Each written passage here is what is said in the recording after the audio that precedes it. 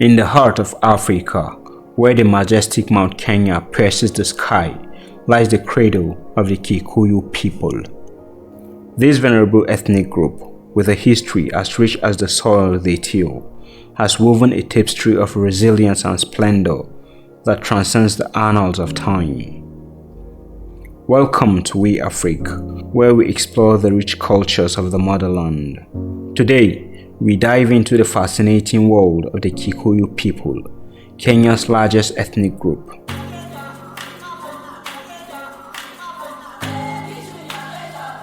The Kikuyu, or Agikuyu, trace their roots to the Bantu migration. According to oral traditions, they are descendants of Gikuyu and Mumbi, the first man and woman created by the god Ngai. Over time, they became skilled farmers, warriors and traders, shaping Kenya's history and politics. Their oral traditions whisper tales of a distant past when their forefathers migrated from the east, driven by a quest for fertile lands and a brighter future. Belonging to a northeastern Bantu-speaking group, they are believed to have been a part of a long-term migration from Central Africa or Tanzania in the pre-colonial times. They arrived at their present settlement sometimes around the 15th and 18th centuries. The Kikuyu played a pivotal role in Kenya's struggle for independence. The Mau Mau uprising in the 1950s, led largely by the Kikuyu freedom fighters, was instrumental in ending British rule in the country. This spirit of resilience and determination continues to define the Kikuyu people to this day. Nonetheless, so much has changed from the culture of the people since the uprising.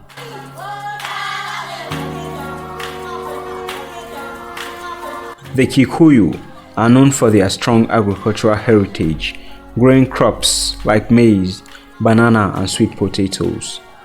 They are also famous for their business acumen, playing a significant role in Kenya's economy today. Family and community are at the heart of their lives, with a deep respect for elders and traditional values.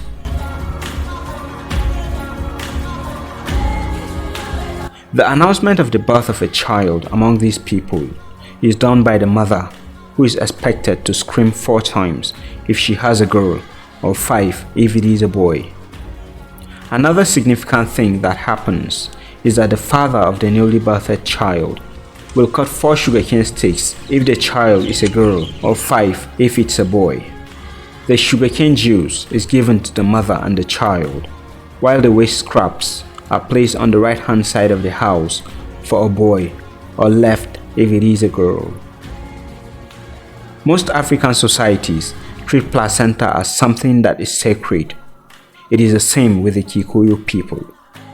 They deposit the placenta in an uncultivated field and cover it with grains and grass. They consider this to be a prayer for continuous fertility for the mother and the baby. If the birth is a difficult one, a goat will be killed and a medicine man will be invited for purification purposes. The next thing that will follow is that the mother and the child will be kept in seclusion for a period of 4 days if it is a girl and 5 if it is a boy. Within those days, only female relatives and attendants are allowed to visit the mother and the baby. The house must not be swept and no member is allowed to wash in the river. The symbolism behind the seclusion after birth is tied to the concept of death and resurrection. Death to one state of life and resurrection to a fuller state of living. It is as if the mother and child have died and risen again on behalf of everyone else in the family.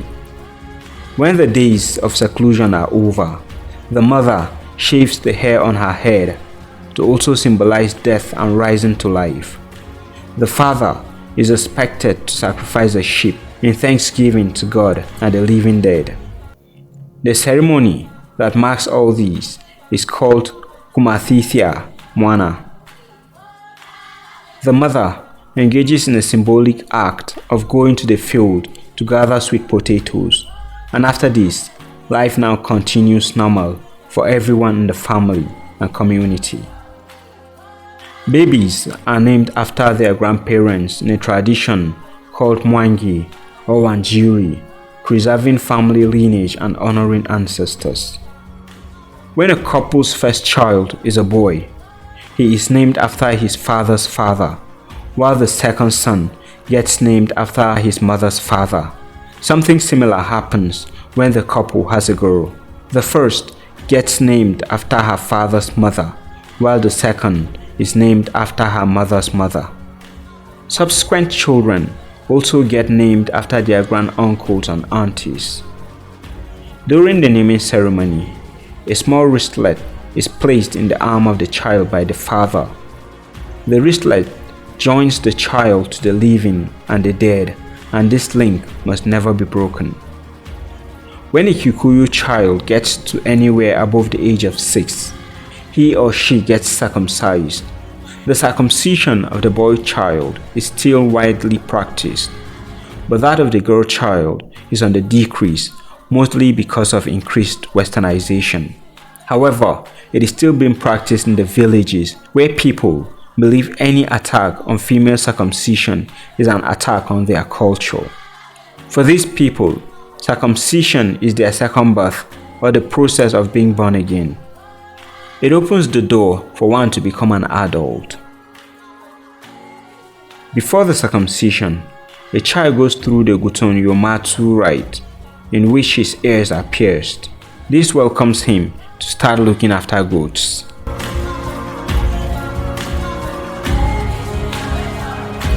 When a child gets to adulthood, he is expected to get married.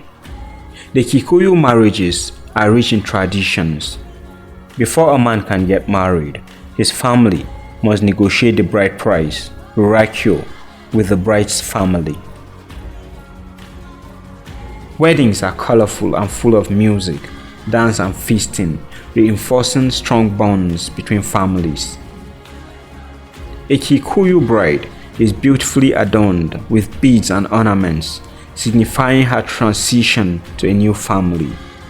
The ceremonies are a blend of tradition and modernity, making each wedding a unique experience. Before or after one gets married, he is expected to join the warriorhood, and from there, join the council of elders, which is known as Kyama. If you are wondering, women are also admitted. The role of elders is to serve as custodians of the ancestral lands and as the keepers of social cohesion. In the Kikuyu traditional setting, they function in the roles of judges, religious leaders, and political heads.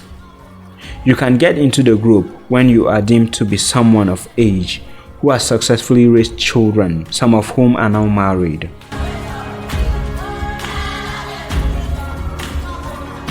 The Kikuyu people believe that each individual is made of two beings, the individual and ancestral spirits, and then the family spirit.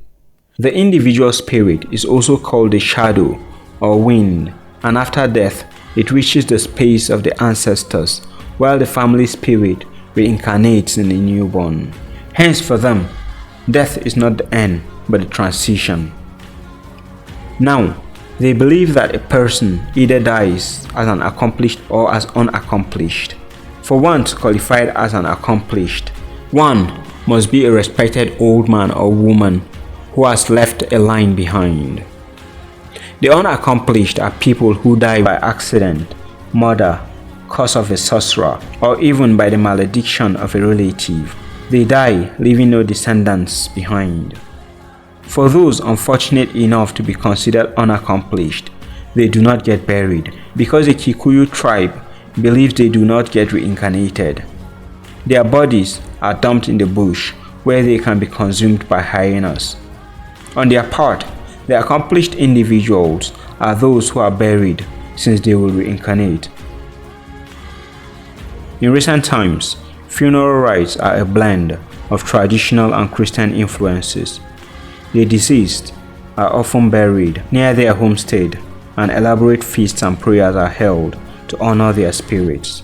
Family and friends gather to celebrate the life lived and ensure the departed rests in peace. But in the traditional times and even in some rural villages, things are done differently. One thing that modernization has not changed is the belief of the Kikuyu in the afterlife, where the spirit of the ancestors continue to guide the living. This belief reinforces the respect and the remembrance of the departed. And that is the story of the Kikuyu tribe, a people rich in history, culture and resilience. If you enjoyed this video, don't forget to like, comment and subscribe for more amazing African stories.